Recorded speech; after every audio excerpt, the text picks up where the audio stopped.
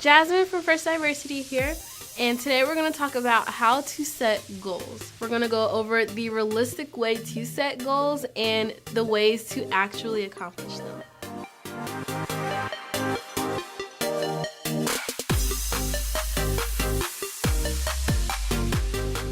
So you're going to start with identifying your problem or problems. A lot of times when we set goals, it's usually in January. It's for New Year's. We have these New Year's resolutions or maybe for our birthdays. But say you want to just set a new goal, whether it's for this season or just because you have a problem that you really need to attack. You want to start with identifying all the problems that are going to help get you to accomplish, that goal. So you're going to start with sitting down and asking yourself, what is the issue? What is it that I'm lacking, or, what problem do I need to solve? When you list out all of the problems that you have, you might find that the goal that you are going to set isn't even the goal that you need to accomplish. When you're identifying your problems, you want to start really general and really bold instead of being really specific and detailed. You want to look at your life as a whole span view and sum it down to about 2 or 3 words per problem, whether it's I feel overweight, or I'm not working enough, or I don't have enough money. These are problems that are extremely broad and that cover a lot of surface, and you can start making goals that are going to be really specific and detailed to actually accomplish and make change in your life. For example, let's say we have someone who doesn't have enough money, that they're always short on bills, or they can never afford to have, dinner at night. They always are, short of money. So their overall problem is going to be their finances. What we're going to do next in the later slides are actually attack it and create a game plan to solve that problem and set goals that you can accomplish realistically and see a change. So after you've identified your problem, you want to set realistic goals. A lot of times people set goals that are really big and really difficult to accomplish, and then they give up on them and wonder why they don't accomplish anything. It's okay to baby step it and take your goals one bite at a time. So the way that you're going to create realistic goals is by first knowing the difference between realistic and ambitious. Now, I'm not telling you to not be hopeful. It's good to have ambitious goals in your mind and in your heart, but the goals that you're going to attack every day need to be really realistic. You make a goal realistic by adding a number to it, adding a value to it, making it something that can be tangible and actually done and checked off. An ambitious goal is something that's saying, I want to be blank. If you want to be blank, you want to be blank by how? For example, I want to be thinner. Ambitious. A realistic goal is going to sound like, I want to be 30 pounds thinner. See what I mean? So now that you have your realistic goals that are tangible and have numbers assigned to them, you're going to narrow it down. Now, I understand that you would want to do a complete life switch. Like, who wouldn't just want to have a perfect life? But you're going to want to start one piece at a time. So now that you have your list of goals, narrow it down to something that you would want to accomplish or what you can accomplish. You want to consider your time. You want to consider your environment. You want to consider your resources and everything that you have available to you to accomplish that goal. So here's a pro tip. If you can't decide what your goals are or what it is that you need to accomplish, figure out the problems that you have, like we did before. Notice the reasons that you have those problems and just flip it. So if a problem that you have is you can't get to work on time, a reason is because you sleep in too late, flip that and make it your goal to get out of bed earlier. When you follow this method, it makes it a lot more practical. You're able to get a lot more creative, and you're able to see that you can actually do it and make a change. After you have your realistic goals, you're going to create a game plan. Now, this is a literal game plan. You want to get out a piece of paper, get a pen, and get by yourself and start writing. So to start your game plan, you want to remember that you're going to write it, speak it, and do it.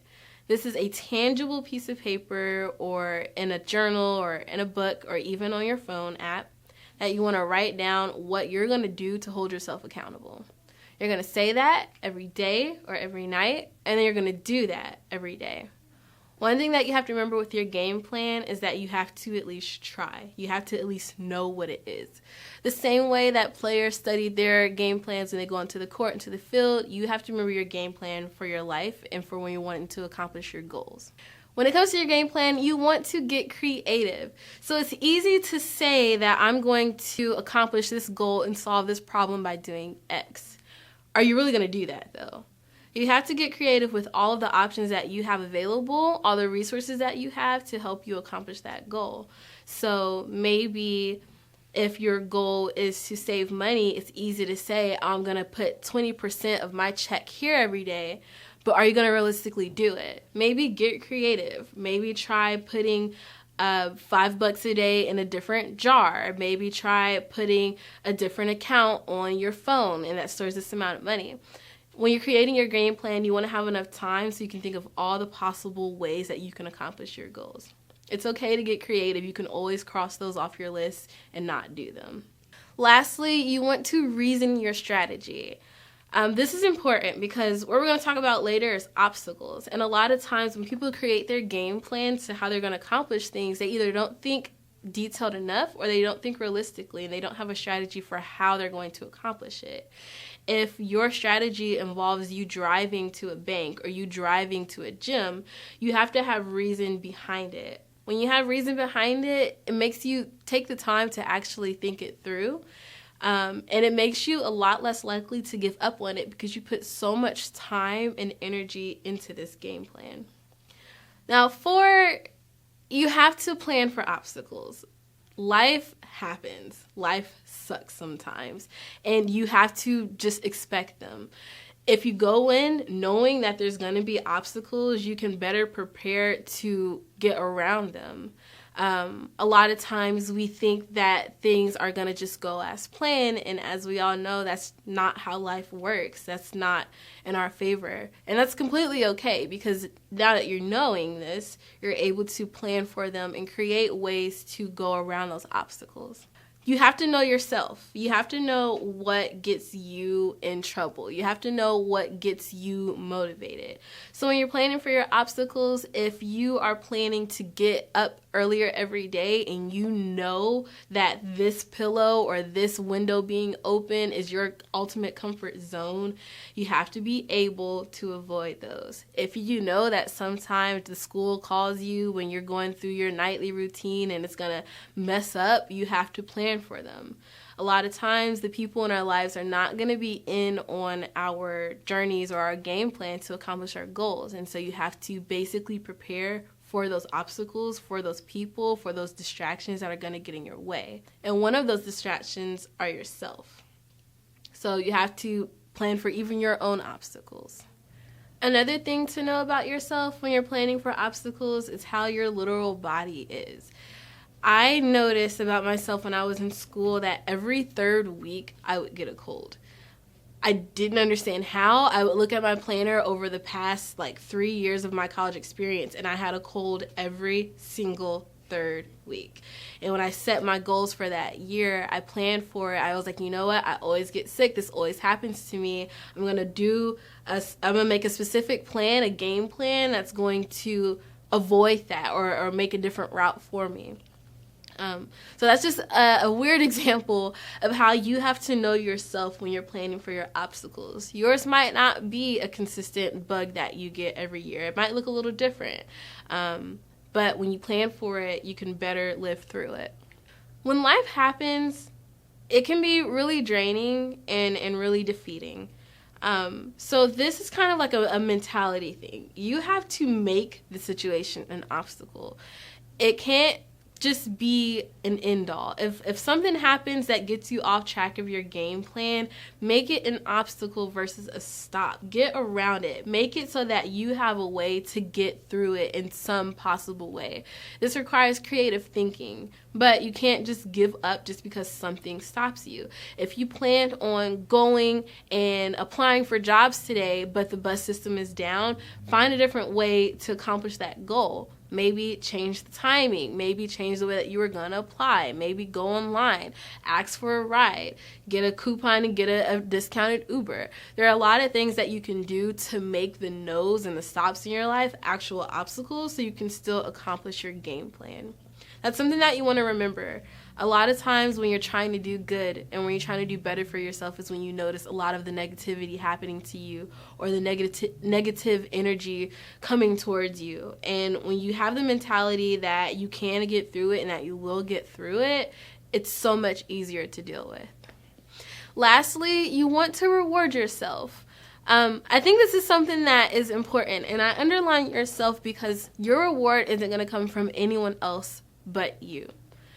You have to remember why you're doing this. Your change in your life, your goals that you're going to accomplish, you're doing it for you. It might have been stemmed from something else or an external factor. You might want to be a better you for your relative or for your loved one. But you're at the end of the day, you're doing it for you. You are holding you accountable, and you have to reward yourself. That reward isn't going to come from other people. A lot of times what we see when people try to accomplish goals and they're doing good is that they don't get the love and support that they are expecting or that they're wanting. They actually get a lot of hate and a lot of negative energy, but you just have to remember that only you can reward yourself, and you have to remind yourself to do it. So I like this mantra of taking everything 2 weeks at a time. You're not going to see change in a day or in an hour. And sometimes you might see a quick spurt of change, but that can go away just as fast as you got it. So here's what I believe. In 2 weeks, you will feel the difference in yourself. You will feel like you are changing. You'll feel like you are better. You'll feel like you're stronger at whatever it is that you're working towards. In 2 more weeks is when other people will start to notice it. People might not come out to you and say it, but they're noticing among themselves and they're talking among their communities and they're saying, you know what? Have you noticed how different this person has been? Have you noticed how better this person has been? And then in 2 more weeks is when you can expect for other people to say it. This definitely takes time. They say it takes about 30 days to create a habit. And on here, we're probably at a month and a half. But once you get to the point where other people are acknowledging you and other people are giving you the credit that you deserve, you've already been crediting yourself the whole time. So it just makes it better. The other thing that I like to remember with this mantra is that I have to put in the time and I have to put in the energy. 2 weeks is just an estimate. You might get people who say, hey, you're doing great the first day that you change. But a lot of times once we hear that in our head, we take that as an opportunity to go back. Cool, I did it. Someone noticed. I'm awesome. That's not what we want to remember. You want to remember why you're doing it for yourself, and that's going to take time to stick. Once other people feel that you've made a change for long enough, that you're actually a changed person, that you've actually accomplished something that has made you different, and it's not just a fling or a small activity, you're able to see that you actually made an effect on people to where they're proud enough to open their mouths and give you that credit. A lot of people don't want to do that, and I think we've all experienced it. When it comes to rewarding yourself, I literally want you to reward yourself. If you stuck through your game plan, if you stuck through your goals and you've accomplished things, you need to be proud of yourself. You deserve it. I'm a firm believer that we are not placed on this earth to just pay bills and die. I believe that we are out here to actually live our lives, and a lot of times that takes work and a lot of, dedication and determination, but you also have to allot the time to treat yourself. So you want to indulge in the right things when it comes to rewarding yourself. If you have a goal that you are setting out to accomplish and you accomplish it, your reward should align with that goal. If you are, 3 weeks in and you haven't smoked a cigarette, you don't reward yourself by smoking a cigarette. You reward yourself in a different way that continues that push towards your goal, and that makes you happy. It makes you glad that you did it, and now I'm going to do it for 3 more weeks, and then 3 more and 3 more. I think that it's really important to remember that you have to change your perspective of what is a reward. It's not always going to be money. It's not always going to be a sweet treat. Sometimes your reward might be turning off your phone and going to bed early. Sometimes it might be taking a day just for yourself. Sometimes it might be watching an entire series on Netflix for a couple hours in one day. But once you've rewarded yourself, you've basically trained your mind to condition itself to understand that it's going to be okay, I deserve it, and I'm going to want this reward and more the next time I accomplish this goal.